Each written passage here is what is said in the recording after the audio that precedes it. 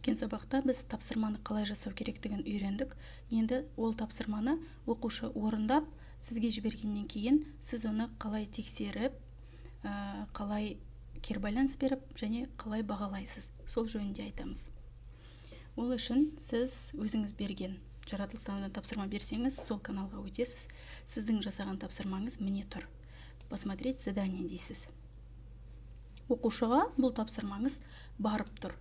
Оған қалай көрініп тұр? Міне оқушыға осылай көрініп тұр. Уақыты жазылып тұр, шектеулі уақыты. Сіздің жүктеген сілтемеңіз тұр, сіздің нұсқауыңыз тұр берген, және сіздің қалыптастырушы бағалауыңыз тұр. Және максималды балы барлығы көрініп тұр. Оқушы осы жерден алып орындайды. Айталық, оқушыңыз орындады, сізге жіберді. Сіз не істейсіз? Жаңа айтқанымдай, керек каналыңыздан өзіңіз жасаған тапсырманы ашасыз.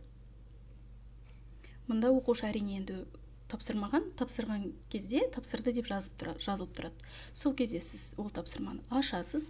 Мұнда сіздің оқушыңыз орындаған тапсырмасының суретін қою мүмкін, видеосын қою мүмкін.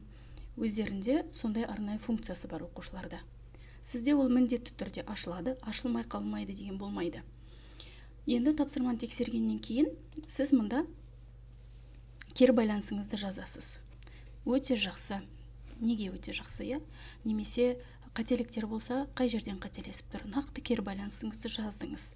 Сосын бағалау критерий бойынша, дескрипторлар бойынша, сізде 10 балдан қанша балға сай оқушыңыз? Сол балды қойып жібересіз. Мысалы, 8 балды алып тұр. Одан кейін вернуть батырмасын басасыз. Міне осы оқушыға бұл сіздің кері байланысыңыз және сіздің қойған балыңыз барып тұр. Енді өткен сабақта мен сіздерге құрылған тапсырманы қателескен жағдайда қалай өшіруге болатыны туралы айтпаппын. Айталық, сіз тапсырманы құрып қойдыңыз, бірақ қателестіңіз. Оны өшіріп қайта жасау керек болып тұр. Оны қалай өшіреміз? Ол үшін сол тапсырмаға кіресіз. Мұнда изменить деп басасыз.